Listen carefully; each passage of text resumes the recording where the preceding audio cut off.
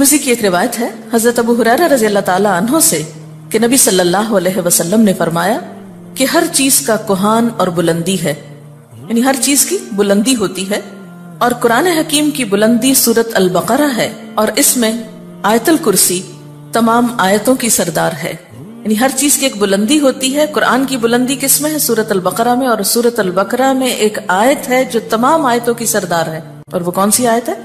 आयतुल कुर्सी। हम में से बहुत से लोग आयतुल कुर्सी पढ़ते तो हैं, लेकिन बगैर समझे, बगैर जाने कि ये आयत बताती क्या है तो ये एक आयत, लेकिन इसकी फजीलत के बारे में बहुत सी अहादीस वारिद हुई हैं। इसके बारे में आता है जो शख्स हर फर्ज नमाज के बाद आयतुल कुर्सी पढ़ ले उसे जन्नत में जाने से कोई चीज नहीं रोकेगी सिवाय मौत के। इसे इब्ने मरदुया ने रिवायत किया है। अल्लाह ताला ने हजरत मूसा बिन इमरान की तरफ वही की कि हर फर्ज नमाज के बाद आयतुल कुर्सी पढ़ लिया करो। जो शख्स ये करेगा मैं उसे शुक्रगुजार दिल, जिक्र करने वाली जबान दूंगा।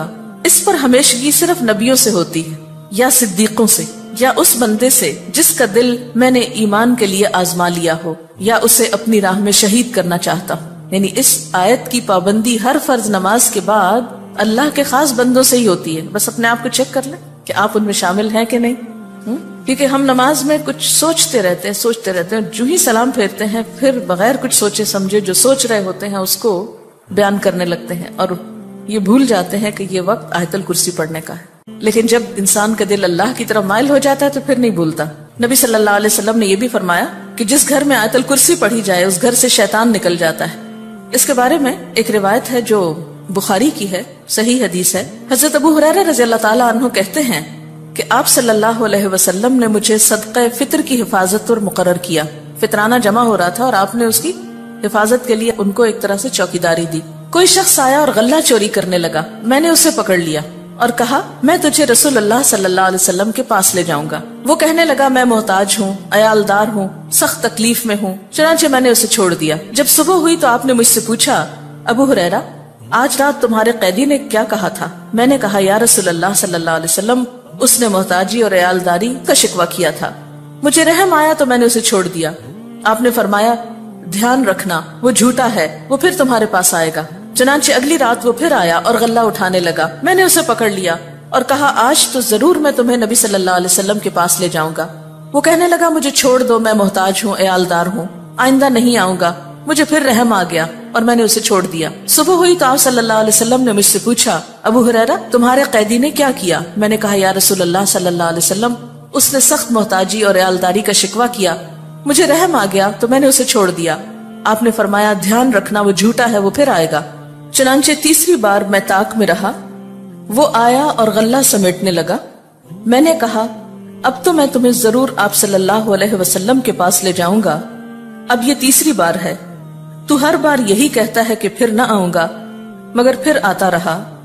उसने कहा मुझे छोड़ दो, मैं तुम्हें चंद कलमे सिखाता हूँ जो तुम्हें फायदा देंगे। मैंने कहा वो क्या है? कहने लगा जब तू सोने लगे तो आयतुल कुर्सी पढ़ लिया कर। अल्लाह की तरफ से एक फरिश्ता तेरा निगहबान होगा और सुबह तक शैतान तेरे पास न आएगा। सुबह हुई तो आप सल्लल्लाहु अलैहि वसल्लम ने मुझसे पूछा तेरे कैदी ने आज रात क्या किया? मैंने आप सल्लल्लाहु अलैहि वसल्लम को सारी बात बतला दी तो आप सल्लल्लाहु अलैहि वसल्लम ने फरमाया उसने ये बात सच्ची कही, हालांकि वो झूठा है। फिर आपने मुझसे कहा अबू हुरैरा जानते हो 3 रातों से कौन तुम्हारे पास आता रहा है? मैंने कहा नहीं। आप सल्लल्लाहु अलैहि वसल्लम ने फरमाया वो शैतान था जो इंसानी शक्ल में आ रहा था।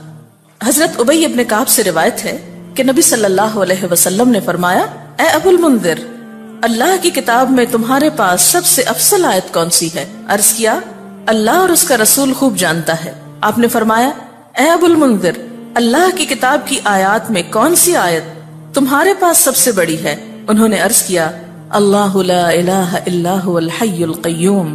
तो आप सल्लल्लाहु अलैहि वसल्लम ने मेरे सीने पर हाथ मारा और फरमाया अबुल मुंजिर तुम्हें तुम्हारा इल्म मुबारक हो।